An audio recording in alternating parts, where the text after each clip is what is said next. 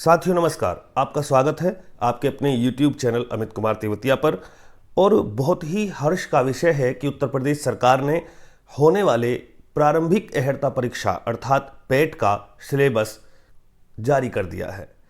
इसमें हिंदी को 15 अंकों के रूप में सम्मिलित किया गया है, जिसमें ज़्यादातर जो हिंदी है वो याद करने के लिए है, जैसे कि पर्यायवाची है, विलोम है, वन वर्ड सब्स्टिट्यूशन, अनेक शब्दों के लिए एक शब्द हैं, या रचनाएं और लेखक हैं। वहीं अपठित गद्यांश अर्थात जैसे अनसीज पैसेज आता है, एक गद्यांश दिया जाएगा जिसके नीचे प्रश्न उत्तर होंगे जिनके जवाब आपको देने हैं।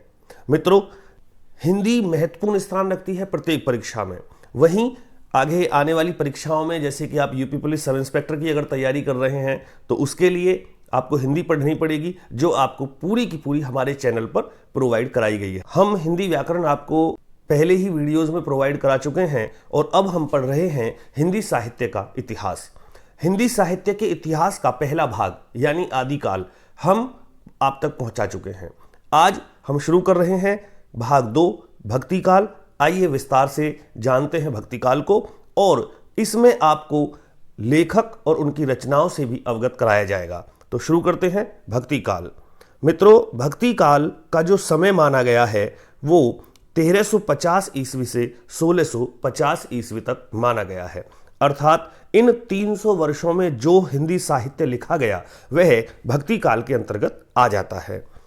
अगर प्रश्न की बात करें कि हिंदी साहित्य के भक्तिकाल से जो प्रश्न पेपर में आएंगे वो किस प्रकार के होंगे, तो आपसे क्या क्या पूछा जा सकता है, उसी प्रकार को लेकर के हमने प्रश्न बनाए हैं।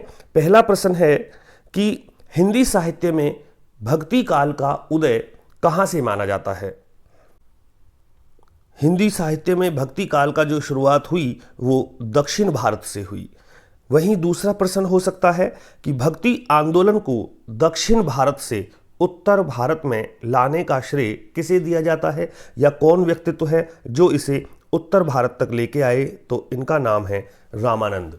रामानंद भक्तिकाल का सबसे महत्वपूर्ण व्यक्तित्व है, क्योंकि आगे जितने भी आप संत समाज को पढ़ोगे उसमें अधिकतम रामानंद के शिष्य हैं। प्रश्न संख्या 3 आपसे पूछा जा सकता है, भक्ति आंदोलन को ईसाई धर्म की प्रभाव की देन किसने माना। इस प्रश्न का जवाब आप दें ग्रियर्सन। ग्रियर्सन ने यह माना कि अगर ईसाई धर्म या ईसाई लोग हिंदुस्तान में नहीं आते तो हिंदुस्तान के लोगों में अपने देवताओं के प्रति, अपने भगवान के प्रति भक्ति का उदय नहीं होता। यह प्रश्न इस प्रकार से भी पूछ सकते हैं कि भक्ति आंदोलन को ईसाईयत की देन किसने कहा, तो मित्रों इसका जवाब भी आप ग्रियर्सन दें। जी हां, वही ग्रियर्सन जिसने हिंदी साहित्य के इतिहास का सर्वप्रथम विभाजन का प्रयास किया। प्रश्न संख्या 4 हमने यहां शामिल किया है कि भक्ति आंदोलन को मुसलमान राज्य के स्थापित होने पर हिंदू जनता की निराशा का कारण माना। तो इस प्रश्न का आप जवाब दें आचार्य रामचंद्र शुक्ल। इन्होंने ये कहा कि यदि मुसलमान हिंदुस्तान में नहीं आए हुए होते, वह अपनी प्रजा पर, जो मुसलमान शासक थे, यदि अत्याचार नहीं करते तो उनका भगवान के प्रति विश्वास नहीं गहराता और वे इस साहित्य को नहीं लिख पाते। तो आचार्य रामचंद्र शुक्ल का विचार है कि मुसलमान या इस्लाम के आने के कारण ही यहाँ हिंदू जनता के मन में जो निराशा थी वही भक्ति आंदोलन के रूप में आगे बढ़ी। आइए आगे जानते हैं महत्वपूर्ण प्रश्न। प्रश्न संख्या 5 है कि भक्ति काल को अरबों की देन कहा है। तो साहित्यकार ताराचंद हैं। ताराचंद ने माना कि यह अरबों की देन है। अरबों के आगमन के बाद हिंदी साहित्य में भक्ति काल का उदय हुआ। प्रश्न संख्या 6 में पूछा गया है, हिंदी साहित्य का स्वर्ण युग 4 कालों में से किसको माना जाता है। तो आप जवाब दें भक्ति काल है जिसे हिंदी साहित्य का स्वर्ण युग कहते हैं। 4 कालों में अर्थात आदिकाल, भक्तिकाल, रीतिकाल और आधुनिक काल में कौन सा ऐसा काल है जिसे हिंदी साहित्य का स्वर्ण युग कहा गया, तो आप जवाब देंगे भक्तिकाल। प्रश्न संख्या 7 आपसे पूछा जा सकता है, दक्षिण में भक्ति आंदोलन के पैरोकार कौन थे। पैरोकार शब्द से आप समझें कि दक्षिण भारत में जो भक्ति आंदोलन की शुरुआत हुई वह शुरुआत किसने की, वो कौन लोग थे जिन्होंने भक्ति को शुरू किया, जिनके मन में भक्ति आंदोलन का उदय हुआ। तो साथियों ये अलवार और नयनार संत थे जिन्होंने भक्ति आंदोलन की शुरुआत की या जिनसे भक्ति आंदोलन दक्षिणी भारत में जन्मा। हम आदिकाल की वीडियो में बता चुके हैं, अलवार संत भगवान विष्णु के उपासक थे, इनकी संख्या 12 थी। नयनार भगवान शिव के उपासक थे, इनकी संख्या 63 थी, 63। अगर हम बात करें 8वें प्रश्न की तो पूछा गया है कि हजारी प्रसाद द्विवेदी के अनुसार भक्ति आंदोलन का कारण क्या था, किस कारण से भक्ति आंदोलन शुरू हुआ। तो साथियों द्विवेदी जी मानते हैं इस्लाम का आगमन। यह भी आचार्य रामचंद्र शुक्ल से मिलता जुलता है कि अगर इस्लाम का आगमन भारत में ना हुआ होता, इस्लामिक राजा ना होते और हिंदू प्रजा ना होती, तो उनका अपने भगवान के प्रति विश्वास कैसे बढ़ता, वो कैसे रचनाएं करते। तो इसीलिए इस्लाम का आगमन हजारी प्रसाद द्विवेदी के अनुसार भक्ति आंदोलन का कारण रहा। यहां 9वां प्रश्न है कि महाराष्ट्र में भक्ति आंदोलन को किसने चलाया। साथियों भक्ति आंदोलन की शुरुआत दक्षिण भारत में हुई, ये बात बिल्कुल सही है, लेकिन भक्ति का उदय धीरे धीरे भारत के अन्य राज्यों में आप पढ़ेंगे, जैसे महाराष्ट्र में पढ़ेंगे, उत्तर भारत में पढ़ेंगे, उड़ीसा में पढ़ेंगे, तो अलग अलग जो संत संप्रदाय था उन्होंने अपने प्रकार से भक्ति आंदोलन को चलाया। वहीं से ये प्रश्न जन्मा है कि महाराष्ट्र में भक्ति आंदोलन को किसने चलाया था। तो मित्रों ये चलाया था वारकरी संतों ने। संतों का एक संप्रदाय है वारकरी। कई बार नाम पूछ लेते हैं, तो आइए अगली स्लाइड में देख लेते हैं। प्रश्न संख्या 10 में उन सभी संतों को सम्मिलित कर लिया है जो वारकरी समुदाय से आते हैं, जिनका महत्वपूर्ण स्थान महाराष्ट्र था, कि महाराष्ट्र के प्रमुख वारकरी संत थे। तो इनमें ज्ञानेश्वर, नामदेव, एकनाथ और तुकाराम। आप नोट्स बना लीजिएगा, जो भी वन लाइनर वीडियो के माध्यम से आप पढ़ रहे हैं यह महत्वपूर्ण नहीं सर्वश्रेष्ठ है। ज्ञानेश्वर, नामदेव, एकनाथ और तुकाराम, ये चारों संत वारकरी समुदाय से आते थे और इनका महाराष्ट्र भक्ति आंदोलन में महत्वपूर्ण योगदान है। इसी प्रकार उड़ीसा में पंचसखा नाम से संतों ने भक्ति आंदोलन में विशेष महत्वपूर्ण योगदान दिया, जिसमें बलराम दास, अनंत दास, यशोवंत दास, जगन्नाथ और अच्युतानंद दास महत्वपूर्ण संत रहे हैं। इन पांचों को ही पंचसखा के नाम से जाना जाता है। प्रश्न बहुत ज्यादा डीप भी हो सकता है कि बताइए निम्नलिखित में से कौन है जो पंचसखा संत संप्रदाय में नहीं आता। तो आपको 3 नाम देंगे उड़ीसा के पंचसखा संतों के और 1 नाम दे सकते हैं महाराष्ट्र का। तो आप आराम से पहचान सकते हैं यदि आप इन्हें याद करते हैं। प्रश्न संख्या 12 पूछा गया है, उत्तर भारत के प्रमुख संत कौन थे जिन्होंने भक्ति आंदोलन में महत्वपूर्ण योगदान दिया। तो साथियों रामानंद का नाम तो अविस्मरणीय है। यह तो हमें कम से कम अवश्य ही अपने पूरे जीवन में याद होना चाहिए, क्योंकि रामानंद हैं जो दक्षिणी भारत से उत्तर भारत में भक्ति आंदोलन को लेके आए। और फिर आप जानते हैं कि उत्तर भारत का हिंदी साहित्य में और हिंदी साहित्य के भक्ति काल में कितना बड़ा योगदान है। आप बहुत बड़े बड़े नाम हिंदी साहित्य में पढ़ेंगे, जैसे सूरदास, कबीरदास, तुलसीदास, रामानंद के वल्लभाचार्य के अनेक शिष्य, रामानंद के अनेक शिष्य महत्वपूर्ण स्थान रखते हैं और वास्तव में भक्ति काल इन्हीं के पीछे चलता है। तो उत्तर भारत में महत्वपूर्ण स्थान रामानंद का रहा और वल्लभाचार्य का रहा। अगर हम यहां बात करें तो मैं आपको यह भी बताना चाहूंगा कि रामानंद भगवान श्री राम के भक्त थे और वल्लभाचार्य भगवान श्री कृष्ण के भक्त थे। अब हम बात करते हैं 13वें प्रश्न की, कि यह जो भक्ति आंदोलन था, इस भक्ति काव्य को 2 भागों में बांटा गया। एक निर्गुण काव्य धारा रही और एक सगुण या सरगुण काव्य धारा आप कह सकते हैं। अब निर्गुण काव्य धारा और सगुण काव्य धारा में क्या अंतर है ये आपको आगे बताएंगे, लेकिन सबसे पहले आप इनके भी 2-2 भाग देख सकते हैं कि यह निर्गुण काव्य धारा भी 2 भागों में बटी। एक प्रेम आश्रयी था, एक ज्ञान आश्रयी था। अर्थात प्रेम आश्रय में प्रेम और श्रृंगार की रचनाएं लिखी गईं और ज्ञान आश्रय में ज्ञान और दूसरे को शिक्षा देने की, जीवन को जीने की, बड़ों का सम्मान करने की, इस प्रकार की जो रचनाएं हैं वो ज्ञान आश्रयी रहीं। आइए आगे बढ़ते हैं। अभी हमने पिछली स्लाइड में भी प्रश्न संख्या 14 पढ़ा है और यहाँ गलती से वो प्रश्न संख्या 14 ही लिख गया है, लेकिन प्रश्न अलग है। अतः आप अपने जो प्रश्नों का क्रमांक है उसे अपने हिसाब से लिखें। ज्ञान आश्रयी काव्य शाखा के प्रतिनिधि थे।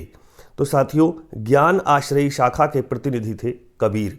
मैंने आपको अभी बताया है कि ज्ञान आश्रयी शाखा के अंतर्गत कबीर ने लोगों को जगाने का प्रयास किया, अर्थात जागरूकता की। उन्होंने बुरे कर्मों से दूर रहना, बुरी कुरीतियों से दूर रहना, जो हमारी पुरानी परंपरा चली आ रही थी उससे छुटकारा पाना, जाति प्रथा का विरोध किया। उन्होंने हिंदू और मुसलमान दोनों में जो धार्मिकता का आडंबर था उससे दूर रहने को कहा, अर्थात अपने जीवन का मोल, अपने जीवन का सिद्धांत सात्विक जीवन जीना, उच्च विचारों के साथ जीवन जीना, दूसरे की सहायता करना, इस प्रकार से लोगों में ज्ञान बांटा और ये ज्ञान काव्य शाखा के प्रतिनिधि रहे। अगर हम बात करें प्रेम आश्रयी काव्य शाखा के प्रतिनिधि, तो ये रहे हैं मलिक मोहम्मद जायसी।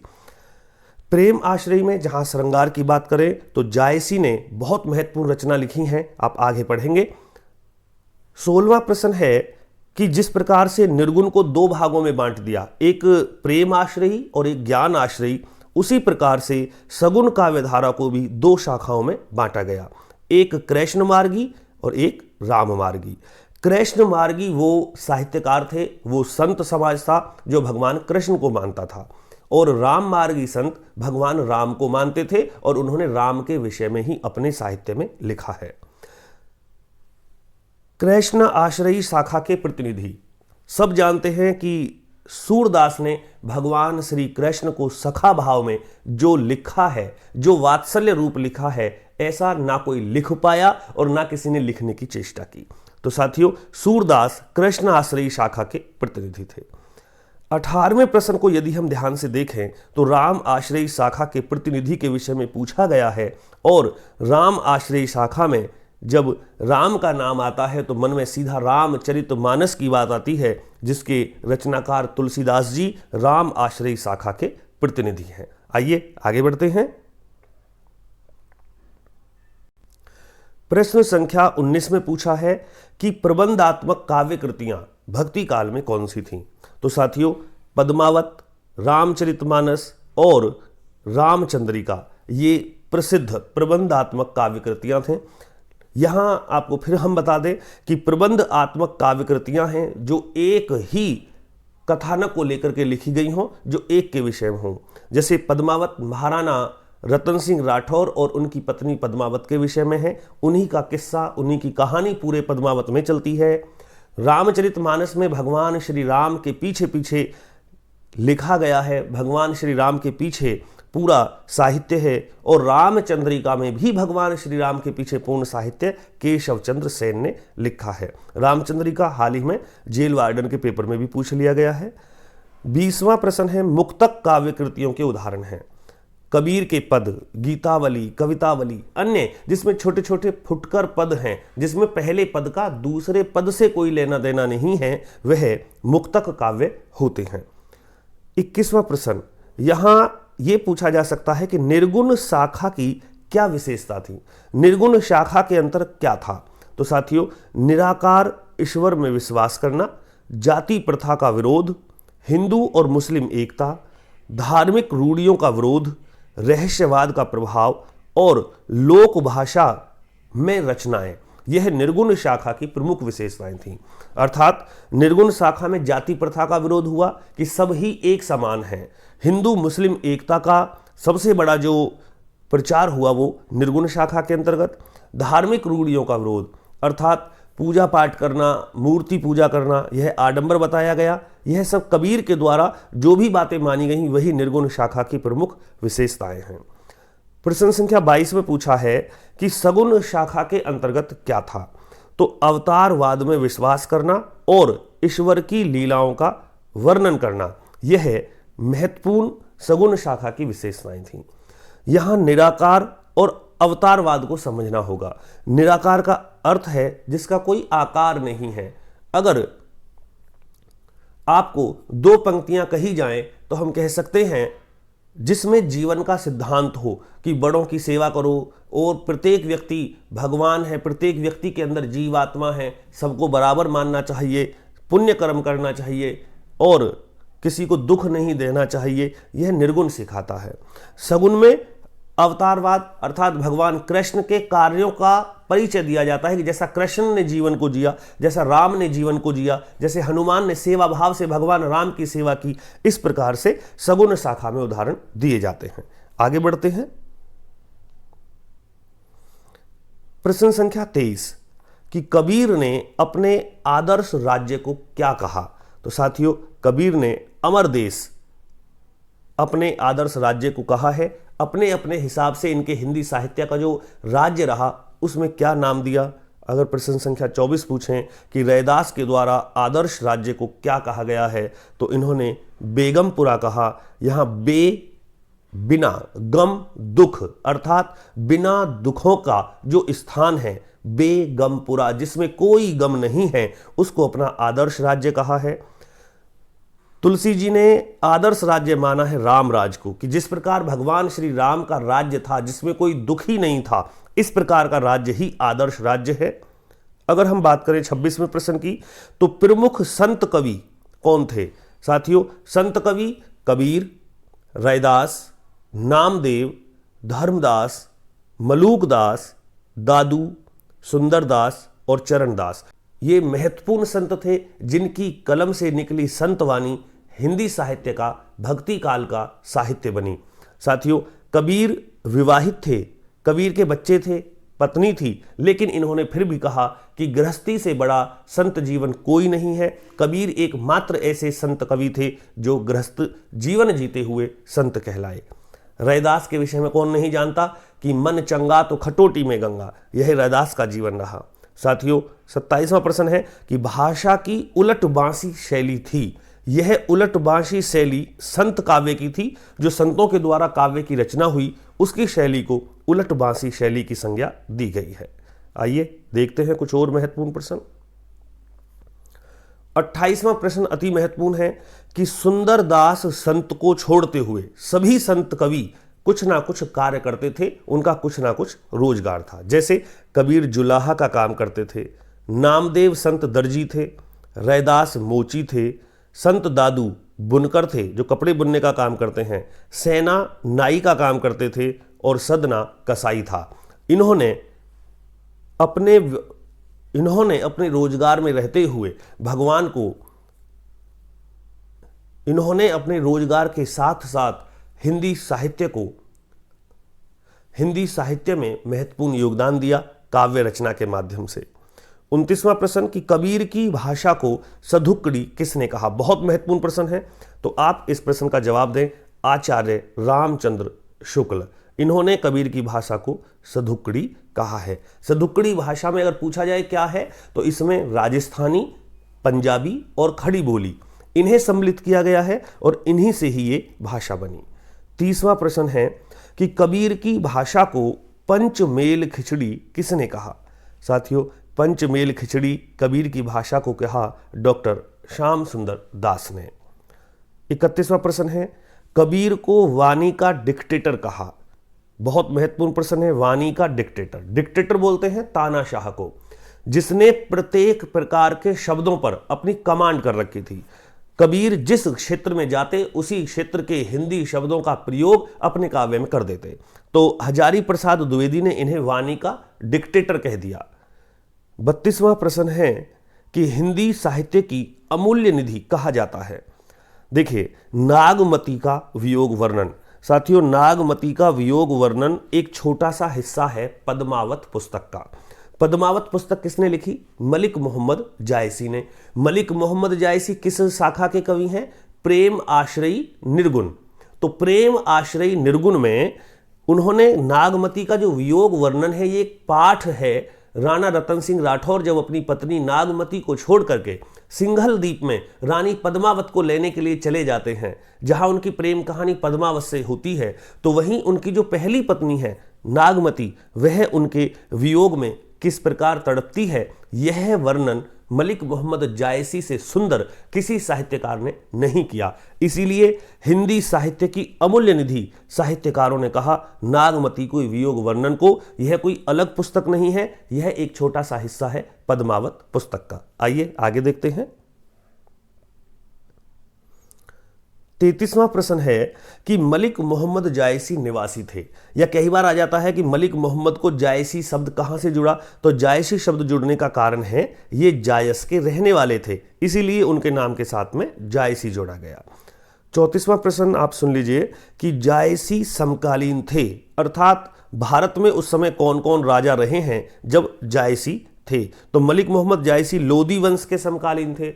अब आप लोदी वंश में 3 महत्वपूर्ण शासक हैं, बहलोल लोदी, सिकंदर लोदी और इब्राहिम लोदी, तो इन तीनों के ही शासन में मलिक मोहम्मद जायसी थे।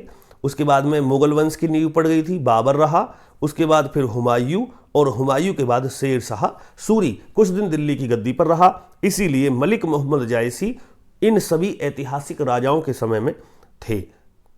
35वां प्रश्न है, जायसी की प्रसिद्ध रचनाएं कौन सी हैं। साथियों यहां अधिकतम रचनाएं लिख दी गई हैं क्योंकि यह पूछा भी गया है, पेट में भी पूछ सकते हैं। पद्मावत पुस्तक के लेखक जायसी, अखरावट पुस्तक भी जायसी के द्वारा लिखित है, कान्हावत पुस्तक के लेखक भी जायसी हैं, और प्रसिद्ध पुस्तक आखिरी कलाम भी जायसी के द्वारा रचित है। 36वां प्रश्न है, पद्मावत की भाषा क्या थी, तो साथियों पद्मावत की भाषा थी अवधी। ये भी, इसके पीछे भी एक बहुत बड़ी बात है कि सब उस समय जो हिंदी साहित्य लिखा जा रहा था, जो काव्य लिखा जा रहा था, चाहे वो निर्गुण का हो या सगुण का हो, तो उसमें ब्रज भाषा को बहुत अधिक श्रेय दिया जा रहा था और ब्रज भाषा में ही सभी रचनाएं लिखी जा रही थीं। परंतु पद्मावत पुस्तक इतनी प्रसिद्ध हुई और उस प्रसिद्धि के कारण अवधी भाषा भी प्रसिद्ध हुई। अवधी भाषा में ही रामचरितमानस की रचना तुलसीदास जी ने की। यह अवधी भाषा अपनी ऊंचाइयों पर पहुंच गई, अर्थात तुलसीदास ने रामचरितमानस द्वारा और जायसी ने पद्मावत द्वारा अवधी भाषा को चरम पर पहुंचा दिया। आइए अब हम बढ़ते हैं सगुण शाखा की ओर। तो सगुण शाखा का सबसे पहला प्रश्न है कि कृष्ण भक्ति का प्रचार सर्वाधिक था, तो मित्रों सर्वाधिक प्रचार था ब्रजमंडल में, अर्थात डिस्ट्रिक्ट मथुरा। आइए 38वां प्रश्न देखते हैं कि ब्रजमंडल में कई कृष्ण भक्ति संप्रदाय थे, इनमें प्रमुख थे, तो साथियों प्रमुख में सबसे पहले तो वल्लभ संप्रदाय, आपने अभी रामानंद जी के साथ नाम सुना, निम्बार्क संप्रदाय, राधा वल्लभ संप्रदाय, हरिदासी संप्रदाय और चैतन्य संप्रदाय। संप्रदाय के विषय में यदि आप नहीं जानते हैं तो बस इतना मान लीजिए कि संतों के भी अलग अलग संप्रदाय होते हैं, जैसे कुनबा होता है और वो कोई भगवान श्री कृष्ण को अकेले पूजता है, किसी संप्रदाय में राधा कृष्ण दोनों की पूजा की गई है, कोई संप्रदाय केवल राधा को ही भगवान श्री कृष्ण तक पहुंचने का माध्यम मानता है, जैसे कि हरिदासी संप्रदाय है। तो इसी प्रकार से अलग अलग संप्रदाय में अलग अलग संत थे। क्वेश्चन नंबर 39 कि वल्लभ संप्रदाय का दार्शनिक सिद्धांत क्या था। साथियों वल्लभ संप्रदाय का दार्शनिक सिद्धांत था शुद्धाद्वैत। याद लिख लें इस शब्द को, शुद्धाद्वैत महत्वपूर्ण शब्द है। पूछा जा सकता है कि वल्लभ संप्रदाय में साधना के मार्ग को क्या कहा गया, तो साधना अर्थात पूजा पाठ के मार्ग को पुष्टि मार्ग कहा गया है। और यहां आपको बता दें, आप ब्रैकेट में लिख सकते हैं कि पुष्टि मार्ग का जो सिद्धांत था, जो वल्लभ संप्रदाय का सिद्धांत आधारित था भागवत पर। 40वां प्रश्न है पुष्टि मार्ग में वल्लभाचार्य ने दीक्षित किया। बहुत महत्वपूर्ण प्रश्न है। वल्लभाचार्य के 4 हिंदी साहित्य के भक्ति काल के सबसे महत्वपूर्ण संत सूरदास, कुंभनदास, परमानंद दास और कृष्णदास, ये चारों ही संत वल्लभाचार्य के शिष्य थे। इनके गुरु वल्लभाचार्य थे और पुष्टि मार्ग में इनको दीक्षित किया गया। कई बार पूछ लिया जाता है कि महान साहित्यकार सूरदास जी के गुरु कौन थे, तो हमें जवाब देना है वल्लभाचार्य। ये 4 संत थे और चारों ही भगवान कृष्ण के विषय में लिखते थे और वल्लभाचार्य के शिष्य थे। वल्लभाचार्य के पुत्र द्वारा दीक्षित कवि, तो यहां आपको बता दें जब वल्लभाचार्य का निधन हो गया तो उनके पुत्र विट्ठलनाथ गद्दी पर बैठे और विट्ठलनाथ ने भी अपने पिता की तरह 4 संतों को दीक्षित किया, वो भी पुष्टि मार्ग में छीत स्वामी, गोविंद स्वामी, चतुर्भुज दास और नंददास। 42वां प्रश्न है कि अष्टछाप की स्थापना 1565 में किसने की? साथियों, अष्टछाप बहुत महत्वपूर्ण शब्द है। अष्टछाप शब्द की स्थापना, अष्टछाप समाज की स्थापना की आचार्य विट्ठलनाथ ने, जो कि वल्लभाचार्य के शिष्य थे। और अष्ट माने 8, वो 8 संत कौन हैं? तो आपको यदि मैं इसी स्लाइड में बताना चाहूं तो 4 तो शिष्य थे वल्लभाचार्य के और 4 शिष्य थे विट्ठलनाथ के। इन 4 और 4 8 संतों से मिलकर ही अष्टछाप की स्थापना हुई। आप इस बात को अवश्य लिख लें। आइए आगे चलते हैं। 43वां प्रश्न पूछा गया है कि अष्टछाप का जहाज किसे कहा गया है? साथियों, अष्टछाप का जहाज कहा गया है सूरदास को। सूरदास इन 8 संतों में सर्वश्रेष्ठ थे और इन्हीं को विट्ठलनाथ ने अष्टछाप का जहाज माना। प्रश्न संख्या 44 है कि कृष्ण भक्त कवि जो किसी संप्रदाय से संबंधित नहीं है। महत्वपूर्ण प्रश्न है। मीरा और रसखान। मीरा और रसखान का किसी भी संप्रदाय से कोई लेना देना नहीं था। यह स्वतंत्र संत रहे हैं और इनकी रचनाओं को भी महत्वपूर्ण स्थान मिला भक्ति काल में। 45वां प्रश्न है वात्सल्य रस का सर्वोत्तम कवि। सूरदास। साथियों, सूरदास को वात्सल्य रस का सर्वोत्तम कवि ही नहीं माना गया, अपितु हिंदी साहित्य में सूरदास की देन माना जाता है वात्सल्य रस को। जब हम रस पढ़ते हैं तो रसों की संख्या 9 में वात्सल्य रस जो है वो 10वें नंबर पे आ जाता है। यह वो श्रृंगारिक रस का भाग है जो माता और पुत्र में होता है, जो भगवान श्री कृष्ण और यशोदा में था, जो भगवान श्री राम और कौशल्या में था। तो कृष्ण और यशोदा के उस पवित्र प्रेम को, जो माता का और उसके पुत्र का प्रेम था, जो नटखट थी, जो चंचलता थी, जो कृष्ण की चपलता थी, और उसके प्रति यशोदा का जो प्रेम था, उसी प्रेम को वात्सल्य रस कहा गया है। और वात्सल्य रस वास्तव में सूरदास से अच्छा किसी ने नहीं लिखा। प्रश्न संख्या अगर हम 46 की बात करें तो कृष्ण भक्ति में नारी मुक्ति स्वर पहली बार फूटा जो मीरा के मुख से था। यानी कि अन्य कोई मीरा से पहले ना साहित्यकार रही है और ना ही हिंदी साहित्य को कोई स्वर मिला है जो नारी के रूप में हो। 47वां प्रश्न कि प्रमुख कृष्ण शाखा के कवि हैं। आपको नाम बताना है कि कौन कौन से संत या साहित्यकार भक्ति काल में हैं जो कृष्ण को मानते थे। तो यहाँ श्री भट्ट, हित हरिवंश। हित हरिवंश के लिए आप ब्रैकेट में लिख दीजिएगा कि भगवान कृष्ण की बांसुरी का अवतार किस साहित्यकार को कहा जाता है, तो नाम है हित हरिवंश।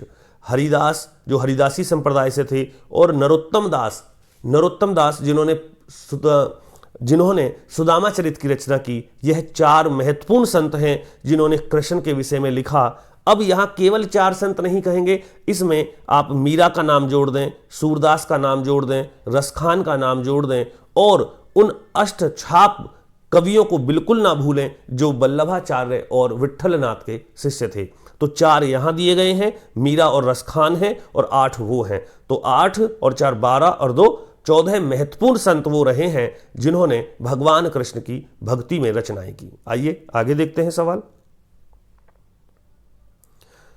47वां सवाल शायद पुनः आ गया है, आप नंबर स्वयं सही कर लीजिएगा कि राम भक्त कवि कौन कौन थे। ऐसे कौन से कवि हैं जिन्होंने राम के विषय में लिखा। अब हम कृष्ण मार्गी छोड़ करके राम मार्गी शाखा की ओर बढ़ते हैं। तो भगवान श्री राम के विषय में सबसे पहले रामानंद। हिंदी साहित्य में भक्ति भाव का सबसे पहला नाम रामानंद, जो भक्ति को दक्षिण से उत्तर तक ले आए, वो भगवान रामानंद। राम को मानते थे अग्रदास, तुलसीदास, नाभादास, केशवदास, नरहरिदास, ईश्वरदास। अन्य और भी संत होंगे जिन्होंने राम के विषय में लिखा है। 48वां प्रश्न है कि तुलसी का सारा काव्य समन्वय की विराट चेष्टा है। समन्वय अर्थात सभी को बराबर दिखाया गया है। राजा को, रंक को, चाहे केवट हो, निषाद, चाहे राम हो। राम केवट की कुटिया में रुकते हैं, केवट प्रत्येक जगह राम का साथ देते हैं। तो यहाँ समन्वय यानी कि ऊंच नीच जैसी कोई भावना नहीं है, सबको बराबर करके दिखाने की जो सबसे बड़ी चेष्टा की वो तुलसी ने की है, और इस बात को कहा है हजारी प्रसाद द्विवेदी ने। 49वां प्रश्न है जायसी जायसी की पद्मावत में वर्णन है। यह हम पहले भी इस वीडियो में कई बार बात कर चुके हैं कि मेवाड़ के राजा राणा रतन सेन और उनकी पत्नी पद्मावत का। 50वां प्रश्न है, भक्ति द्रविड़ उपजी लाए रामानंद। यह हाल ही में प्रश्न पेपरों में आया है तो वहीं से ले लिया गया है कि भक्ति द्रविड़ उपजी लाए रामानंद में द्राविड़ शब्द का अर्थ क्या है। साथियों, द्रविड़ शब्द का अर्थ है दक्षिण, अर्थात भक्ति द्रविड़ उपजी, भक्ति का जन्म, भक्ति आंदोलन का जन्म दक्षिण में हुआ, जिसे लाए रामानंद, और उत्तर भारत में उसे संत रामानंद लेकर के आए। आइए आगे चलते हैं।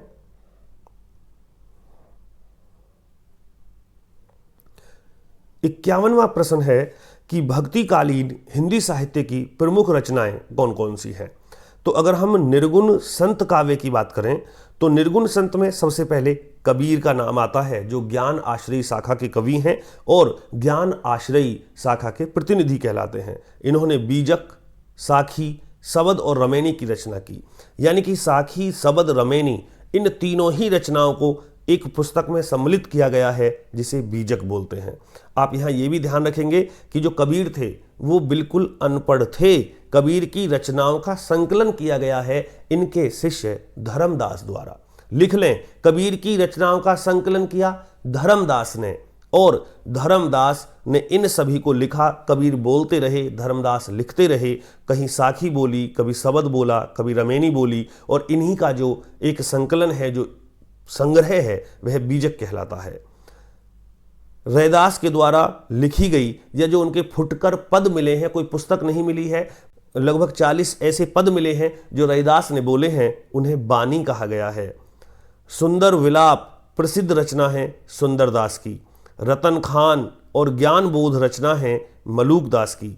गुरु ग्रंथ साहिब में शामिल हैं, महत्वपूर्ण प्रश्न है, पूछ लेते हैं कि निम्नलिखित में से किसकी रचनाएं गुरु ग्रंथ साहिब में शामिल हैं। तो जवाब है कबीर, रैदास। आप यहां लिखना चाहो तो बाबा फरीद लिख सकते हो और गुरु नानक भी लिख सकते हो, क्योंकि इन चारों की रचनाएं गुरु ग्रंथ साहिब में सम्मिलित हैं। आगे बढ़ते हैं। 52वां प्रश्न है, भक्तिकालीन हिंदी साहित्य की प्रमुख रचनाएं कौन कौन सी हैं। साथियों, हिंदी साहित्य में जो सूफी काव्य है, यह निर्गुण शाखा के अंतर्गत प्रेम आश्रयी शाखा में आता है। तो सबसे पहले असाहित रचनाकार हैं हंसावली पुस्तक के। चंदायन अवधी भाषा में लिखी गई पहली पुस्तक है, नोट कर लें चाहे। चंदायन अवधी भाषा में लिखी गई पहली पुस्तक है, जो लिखी है मुल्ला दाऊद ने। मधुमालती पुस्तक के लेखक हैं मंझन। मृगावती पुस्तक के लेखक हैं कुतुबन, और चित्रावती पुस्तक लिखी है उस्मान ने। ये सभी के सभी निर्गुण शाखा के प्रेम आश्रयी धारा के महत्वपूर्ण कवि हैं। आइए इनकी रचनाओं को आप इकट्ठा कर लीजिए। आगे बढ़ते हैं। 53वां प्रश्न है कि भक्तिकालीन हिंदी साहित्य की प्रमुख रचनाएं जो कृष्ण भक्ति से संबंधित हों, अर्थात अब हम सगुण शाखा में कृष्ण मार्गी रचनाएं लिखते हैं। तो सूरदास की जो रचनाएं हैं वो बहुत सारी हैं। सूर सागर और महत्वपूर्ण भी हैं, लिख लें। सुर सारावली, साहित्य लहरी और भ्रमर गीत, ये सभी रचनाएं सूरदास की हैं, जो अधिकतर भगवान श्री कृष्ण के विषय में लिखी गई हैं। मीरा की पुस्तक पेपर में आ चुकी है। बहुत महत्वपूर्ण साहित्य लिखा मीरा ने। नरसी जी का मायरा, मायरा बोलते हैं भात को, जो नरसी का भात है वो मीरा ने लिखा है। गीत गोविंद टीका, अगर गीत गोविंद हो तो जयदेव की पुस्तक है, लेकिन टीका शब्द लगा है तो गीत गोविंद पर जो टीका लिखा वो मीरा ने लिखा, और राग गोविंद भी मीरा की रचना है। रसखान द्वारा प्रेम वाटिका, सुजान रसखान और दान लीला पुस्तक की रचना की गई। नरोत्तम दास द्वारा सुदामा चरित लिखा गया, तो नंददास ने भी रचना की रास पंचा अध्यायी और भंवर गीत की। आप यहाँ भ्रमर गीत और भंवर गीत दोनों में अंतर समझ लीजिए। भ्रमर गीत सूरदास द्वारा लिखा गया और भंवर गीत नंददास द्वारा लिखा गया। 54वां प्रश्न, हिंदी साहित्य के भक्तिकाल की वे रचनाएं जो राम मार्गी कवियों ने लिखी, उनमें ये सभी रचनाएं जितनी आप इस समय स्लाइड पर देख रहे हैं तुलसीदास जी द्वारा लिखित हैं। तुलसी ने कहा भी है कि तुलसी तुलसी सब कहें, तुलसी वन की घास, हो गई कृपा राम की तो बन गए तुलसीदास। मित्रों, तुलसीदास के जीवन में महत्वपूर्ण रचना रामचरितमानस कोई नहीं भूल सकता। रामचरितमानस तुलसी के जीवन का आधार है और राम भक्ति का भी आधार है। रामचरितमानस की रचना अवधी भाषा में हुई है। गीतावली, कवितावली, विनय पत्रिका, दोहावली, जानकी मंगल, कृष्ण गीतावली, पार्वती मंगल, बरवे रामायण, रामाज्ञा प्रश्नावली, वैराग्य संदीपनी, राम लला नहछू, यह महत्वपूर्ण सभी की सभी रचनाएं हिंदी साहित्य में भक्ति काल के राम मार्गी कवि तुलसीदास जी के जीवन में है, तुलसीदास जी के द्वारा रचित हैं। आइए आगे देखते हैं। 55वां प्रश्न है कि भक्तिकालीन हिंदी साहित्य की प्रमुख रचनाएं जो राम मार्गी हैं। तो रामानंद जी ने राम आरती लिखी है, रामानंद की ही देन है पूरा का पूरा भक्ति आंदोलन। उत्तर भारत में इन्होंने राम की आरती लिखी। ईश्वरदास की रचना है भरत मिलाप और अंगद पैज, ये पुलिस सब इंस्पेक्टर में अंगद पैज पूछी गई है, ईश्वरदास की रचना। नाभादास ने रचना की भक्तमाल की। केशवदास अभी भी हाल ही में जेल वार्डन में पूछा गया, रामचंद्रिका के लेखक हैं। और नरहरिदास आपको बताते चलें तुलसीदास जी के गुरुजी भी हैं, इन्होंने रचना की है पौरुषेय रामायण की। तो आप लिख लीजिएगा। 56वां प्रश्न है महत्वपूर्ण काव्य रचनाएं जो हिंदी साहित्य में अन्य रचनाएं हैं। तो इसमें कवि प्रिया, रसिक प्रिया लिख दीजिएगा, बहुत इंपॉर्टेंट है। वीर सिंह देवचरित, विज्ञान गीता, रतन बावनी, जहांगीर जस चंद्रिका, ये सभी रचनाएं केशवदास जी की हैं। ये सभी रचनाएं केशवदास जी की हैं। और केशवदास की महत्वपूर्ण रचना एक रामचंद्रिका भी है जो पहले आ चुकी है। रहीम द्वारा, रहीमदास जी का नाम सुना होगा, रहीम अब्दुल रहीम खान खाना, इनका श्रृंगार सोरठा, बरवे नाई का भेद और मदनाष्टक महत्वपूर्ण रचना है। सेनापति के द्वारा काव्य कल्पद्रुम लिखा गया और पंच सहेली छीहल की रचना है। मित्रों, यह अंतिम स्लाइड है, लेकिन समाप्त होने से पहले मैं आपको बता देता हूं, आप कॉपी पे नोट्स बना लीजिएगा। जो गुरु हैं वो पूछ लिए जाते हैं। तो अष्टछाप में सूरदास के गुरु वल्लभाचार्य महत्वपूर्ण हैं। मीरा के गुरु कौन थे ये पूछ लिया जाता है। मीरा के गुरु रैदास हैं। तुलसीदास के गुरु नरहरिदास हैं। और तो आपने कबीर, रैदास, सेना, धन्ना इत्यादि कवि लिखे हैं, उनके गुरु रामानंद जी हैं। रामानंद जी के 12 शिष्य हुए हैं और उन 12 शिष्यों को ही अवधूत कहा गया है। तो आप इनको भी अवश्य अपनी कॉपी पे जगह दें। धन्यवाद। फिर मुलाकात होगी भाग 3 अर्थात रीतिकाल के साथ। आप हमारे चैनल को सब्सक्राइब करें, अपने मित्रों को शेयर करें ताकि अधिक से अधिक लोगों को यह ज्ञान मिल सके।